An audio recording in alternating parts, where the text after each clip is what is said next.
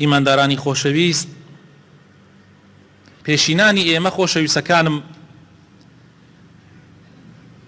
6 مانگ پێش هاتنی مانگی ڕەمەزان داوایان لە خوای پەروەردگارە کرد کە خوای تەعالا یارمەتیان بدا و تەمەنیان درێژکە تا ئەگەنە مانگی ڕەمەزان.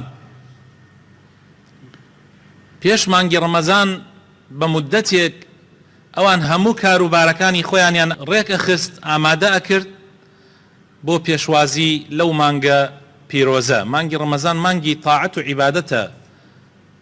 من زۆر جار باسم کردووە لەم شوێنەوە، وتمە ئێمە لە ساڵێکە 12 مانگمان هەیە، خوای تەعالا مانگێکی تەرخان کردووە بۆ تەدریبکردن، بۆ شەحنکردنی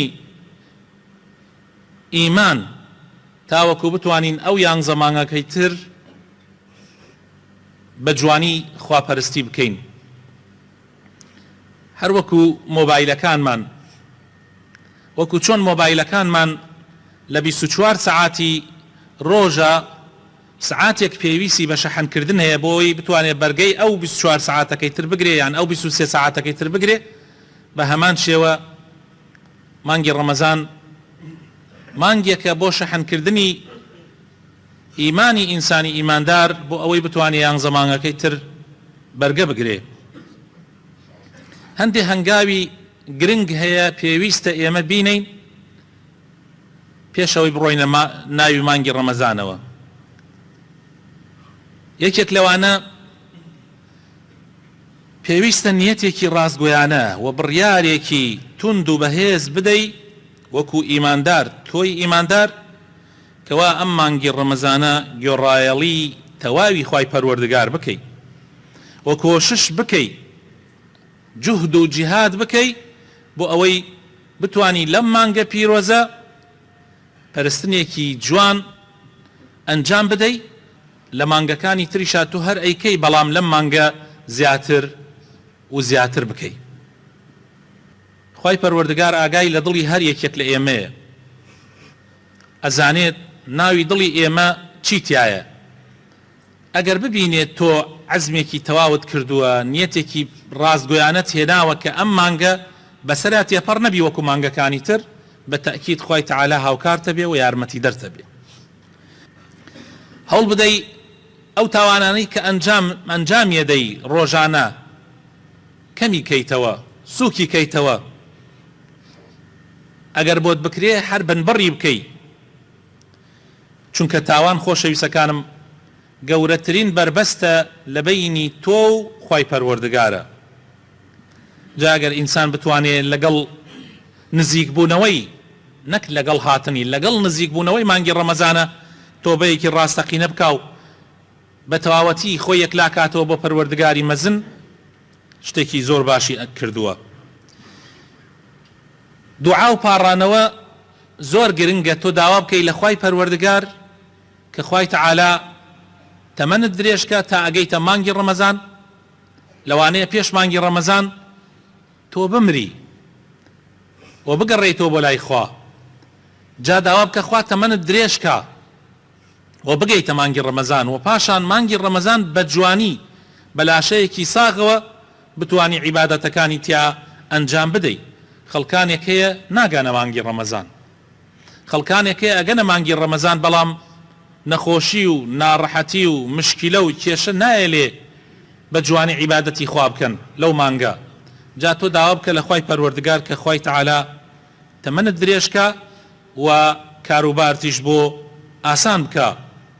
ئەگەر بکرێ لە مانگی شەعبانە کە ئێمڕۆ 15یەمێتی، ئەگەر بکرێ لەم ڕۆژانەشی کەماوە چەند ڕۆژێک تایە ڕۆژوو بگرە، دووشەمەکان و پێنجشەمەکان، خۆ ئامادەکردنێک بێ بۆ ئەو مانگە پیرۆزە، یعنی تەدریبێک بێ.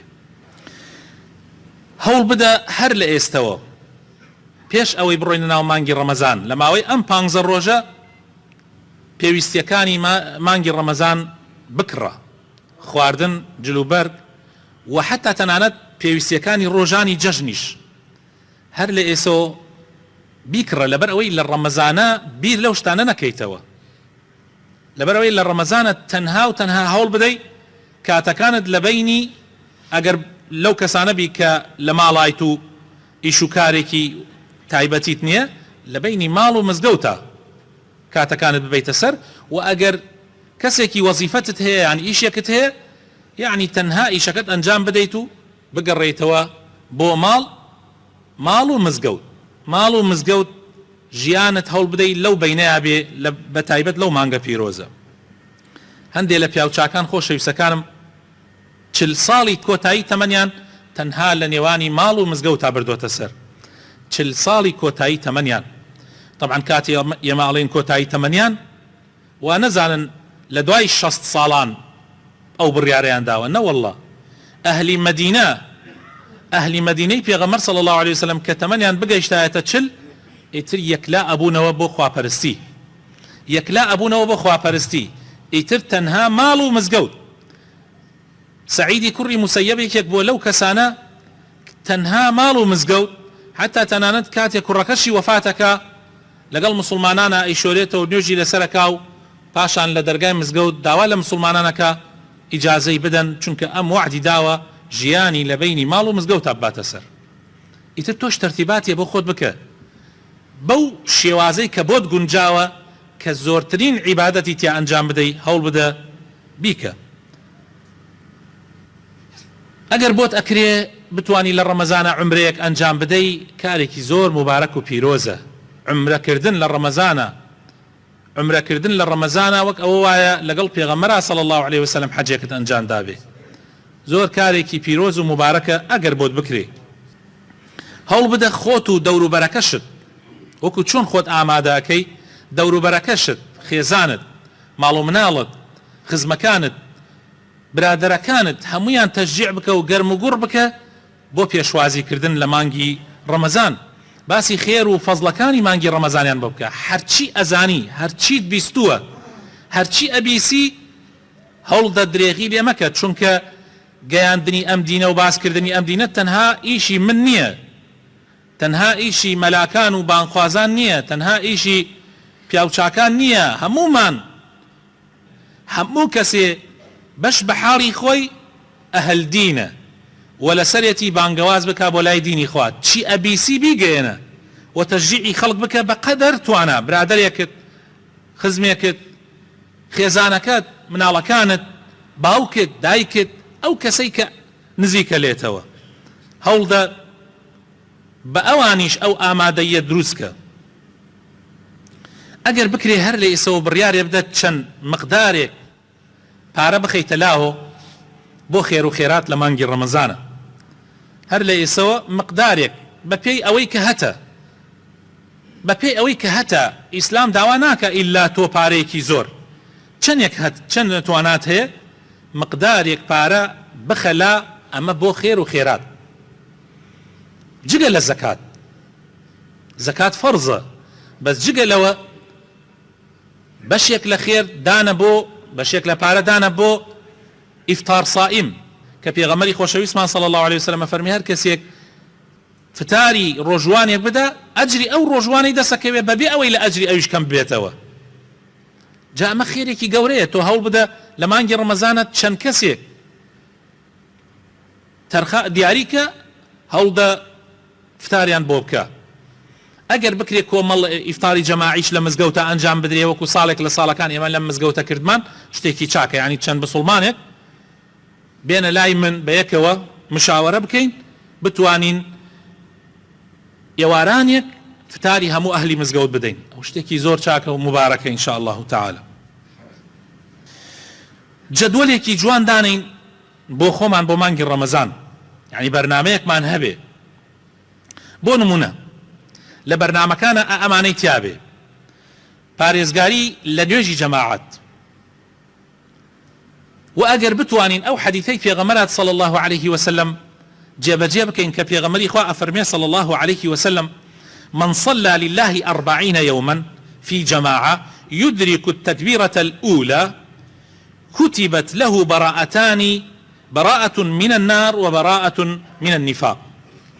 ئەگەر ئینسان بتوانێ ئەم حەدیثە جێبەجێ بکە زۆر گرنگە. هەر کەسێ بتوانێ 40 ڕۆژ هەر پێنج فەرزەکە لە مزگەوت لە نوێژی جەماعەتە ئامادە ببێ و بگا بە تەکبیرە یەکەمە پێغەمبەر فەرمێ صلی الله عليه وسلم دوو بەڕائەتی بۆ ئەنووسرێ لەلایەنی خواوە، یعنی خوای تەعالا لە دوو ناڕەحەتیان لە دوو شت ڕزگاریەکە، یەکەمیان لە ئاگری جەهەنم، دووهەمیان لە دووڕووی و منافقی. جا ئەوە سی ڕۆژی مانگی ڕەمەزانمان هەیە، ئەگەر بتوانی یانزە ڕۆژی پێشی مانگی ڕەمەزان دەستی پێ بکەی بۆ ئەوەی لەگەڵ مانگی ڕەمەزانە تەواوی بکە، نەکا مانگی ڕەمەزان 29 بێ، بۆیە ئاڵێم یانزە. یعنی بتوانی هەر لە ئەمڕۆوە ئیستعدادات بکەی پێنج فەرزە تۆ نوێژەکانت لە مزگەوت تا بکەی و بگەی بە ئەڵڵاه ئەکبەری دەستپێکردنی نوێژە. ئینشاء الله بەری ئەو دوو شەهادەیەت پێدرێ، شەهادەیەک کە ڕزگار تەبێ لە ئاگری جەهەنم و شەهادەیەکیش کە ڕزگار تەبێ لە دووڕووی و لە منافقی. زۆر گرنگە خۆشەویستەکانم. و ئەگەر بتوانی لە مانگی ڕەمەزانە لای کەمەکەی ڕۆژانە چل نوێژ بکەی، یعنی چل ڕکات بکەی، مەبەستمان نوێژ لێرە ڕکاتە. 17 ڕکاتی نوێژە فەرزەکان بێجگە لەوەش بڕێک نوێژی سونەتمان هەیە، 12 مؤەکەدە، هەنێکی ترمان هەیە غەیر مؤەکەدە، یعنی ئەوە سونەتەکانی بەر لە نوێژ و دوای نوێژ. مەسەلەن تەحیەی مزگەوت، نوێژی دەست نوێژ، نوێژی زوحا، تەراویح، یعنی چلەکە پڕەکاتەوە. ئەگەر هەوڵ بدەی هەوڵ بدە چل ڕکات ڕۆژانە ئەنجام بدەی بۆ خوای پەروەردگار، شتێکی زۆر چاکت کردووە. ئەگەر بتوانی هەر لە ئەوەڵ ڕۆژی ڕەمەزانەوە حتا ئاخر ڕۆژ بەشدار ببی لە نوێژی تەراویح، ئەوش مژدەی خۆشی لەسرە. هەر کەسێ ئەگەر بتوانێ هەر لە ئەوەڵ ڕۆژەوە حتا ئاخر ڕۆژ هەموو نوێژە تەراویح، هەموو ڕکاتە تەراویحەکان بەشدار بێ، هەر یانزەکەی. هەروەها ئەگەر بۆ ئەکرێ قورئان خوێندن، زۆر گرنگە ئینسان حسەیەکی هەبێ، بەشێکی هەبێ لە قورئان خوێندن. خۆشەویستەکانم، پێغەمبەری خۆشەویستمان فەرمێ صلی الله عليه وسلم اقرأوا القرآن فإنه يأتي يوم القيامة شفيعا لأصحابه. ئەفەرمێ قورئان بخوێنن چونکە بەڕاستی قورئان لە ڕۆژی قیامەتا تێ شەفاعەت بۆ ئەو کەسانە ئەکا کە ئەیخوێننەوە. ئیمامی مسلم ئەیگەڕێتەوە ژمارە 804. هەروەها لە حەدیثێکی ترا پێغەمبەری خوا صلی الله عليه وسلم فەرمێ، حەدیثەکە ئیمامی ئەحمەد ئەیگەڕێتەوە لە ژمارە 6589 ئەفەرمێ الصيام والقرآن يشفعان للعبد يوم القيامة. هەر کەسێک قورئان بخوێنێ و هەر کەسێک ڕۆژوو بگرێ، ڕۆژوو قورئان ئەبن بە شەفاعەت بۆی. لە هەموو شەوێکی ڕەمەزانە، لە هەموو شەوەکانی ڕەمەزانە جبریل عليه السلام ئەهات لەگەڵ پێغەمبەر صلی الله عليه وسلم قورئانی دراسە ئەکرد. ئیمامی عوثمانی کوڕی عەفان رضی الله عنه لە هەموو ڕۆژەکانی ڕەمەزانە هەموو ڕۆژێ قورئانی ختمە کرد، هەموو ڕۆژێ ئیمامی عوثمان قورئانی ختمە کرد. عجایبتان نەیە لەوانەیە قورئان ختمکردن ئەگەر زۆر بە مەزبوطیش لەبەرت بێ 12 ساعات 13 ساعات ببە، ئیمامی عوثمان کە بتوانێ هەموو ڕۆژێ قورئان ختم بکە لەبەرەوەی لێ بڕاوە مانگی ڕەمەزان حتا پیاوچاکان دەرسی دینیشیان وەستاندووە، لە مانگی ڕەمەزانە هەوڵیان داوە بەس خەریکی قورئان بن. هەندێک لە پێشینان لە 3 شەوە قورئانیان ختمە کرد، یعنی لە مانگی ڕەمەزانە 10 ختمەیان ئەکرد. هەندێکیان لە 7 شەوە قورئانیان ختمە کرد، هەندێکیان لە 10 شەوە، یعنی لە ماوەی ڕەمەزانە 3 جار ختمەیان ئەکرد. ئەگەر ئینسان بتوانێ هەر لە ئیسەوە جەدوەلێ دانە بۆ زیکرکردن، ڕۆژانە بۆ نمونە 100 جار بڵێ سبحان الله، يعني ئەگەر زیاتر بێت چاکترە، 100 جار بڵێ الحەمدولله، 100 جار بڵێ الله أكبر، 100 جار بڵێ لا إله إلا الله، لا حول ولا قوة إلا بالله، أستغفر الله. يعني ئەمە بیکا بە بەرنامە، هەر لە ئیسەوە بەرنامەی بۆ دانا، سڵاواتدان لەسەر پێغەمبەری خوا صلی الله عليه وسلم.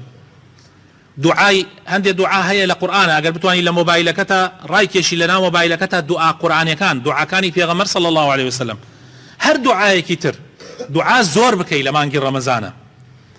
ئەگەر ئینسان بتوانێت ژیان نامەی پیاوچاکان لەم بارەوە لە ڕەمەزانە پیاوچاکان چیان کردووە، هەندێک معلوماتی لەو بارەوە هەبێ، شتێکی زۆر چاکە، چونکە ئینسان حەزەکات دایمەن لە ئاسایی پیاوچاکان بکاتەوە. ئەمە بکەی بە بەرنامەی خۆت لە مانگی ڕەمەزانەوە هەر لە ئێسەوە ئامادە باشی بۆ بکەی شتێکی زۆر چاکت کردووە نایەلی مانگەکەت هەروە بە ئاسانی تێبەپەڕێ. خۆشەویستەکانم خۆی ڕەمەزان 30 ڕۆژە لەوانەیە 29 ڕۆژیش بێ یعنی 30 ڕۆژ زۆر بە ئێمە چەند جار 30 ڕۆژ هەروە بە ئاسانی لە ژیانمان تێپەڕی کردووە چەند خۆشە نەیەلین ئەم مانگی ڕەمەزانە هەروە تێپەڕ بکە بەڵکو بتوانین سەفحەی کردەوەکانمان لاپەڕەی کردەوەکانمان پڕکەینەوە بەکردەوەی باش.